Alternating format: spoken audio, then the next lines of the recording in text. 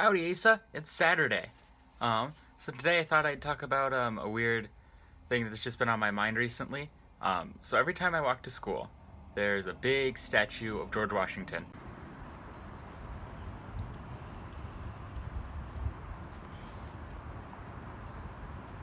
Um, it's got me to thinking about like the weird way we end up mythifying people from the past. As important people get farther and farther in the past, we tend to focus more on one or two of the important people and let other people go by the wayside. But it's also weird how that happens with like the details about individual people. I don't know if you've ever listened to the History of Rome podcast. I haven't. I've only listened to like 3 episodes, but in like one of the first few episodes, the dude talks about the founders of Rome, which were Romulus and Remus, and they are mythical. They're mythical people, um, but they might have been like founded in truth at some point. Like it might have been at some point there was a story of the founding of Rome that's just over time been changed and turned into, as details have been lost and painted over with fables that just became the story of Rome. Um, and even if you think of it like with George Washington, we all talk about the cherry tree, and I think most of us know it's not real. But it's not that hard to think of a future where that stops being known and that becomes part of George Washington's identity. This can also just be seen in a bunch of things. So the History of Rome guy also mentioned that he won unanimously. I haven't done any research. I probably should have before I started the video. But just think about it, like, doesn't sound completely reasonable. Like, there must have been someone who didn't like him. One person. Unless they're talking about electoral college, but then you wouldn't say he won unanimously, he won unanimously in the electoral. You get the idea. It starts to become, George Washington gets simplified, run down, made a lot more ideal. And it's really weird.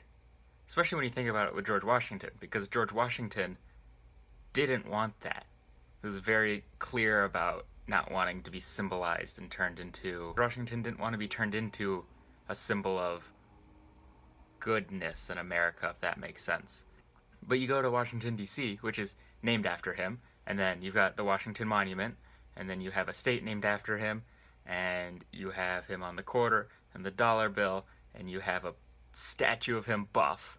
You've got him painted like a god on the dome of the Capitol building, and it's just like in every way, George Washington has become a myth. He's become a mythical figure instead of a person.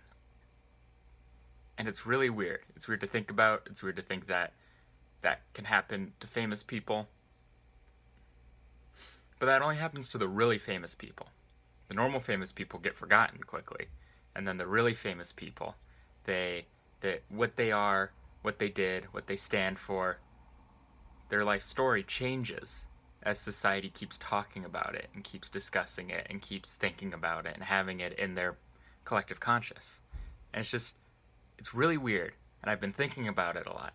Because every day I go to school, I walk past that George Washington statue. And he's sitting there. I think he's holding a sword. And you just think, this isn't what George Washington wanted. And we've perverted him in a way. I'm not sure it's a bad way. I'm not saying that we shouldn't look to him as a great person. He was a fantastic person, unless I'm, just thinking the myth of George Washington is a fantastic person. But it's weird to think about. It's weird to then start noticing it in other things and other people. And you start thinking about, we all know the Beatles, but how many kids I can barely name other bands from that time period. Like, I think you've got Rolling Stones and the Turtles, and you just think of all, like, the music that's been lost. And then you think of, like, 1920s jazz. Who do you have? Basie? Benny Goodman? Not much. There had to be more. It's just weird to think about and weird to start seeing in your own life. And I don't know. Asa, I'll see you on Monday.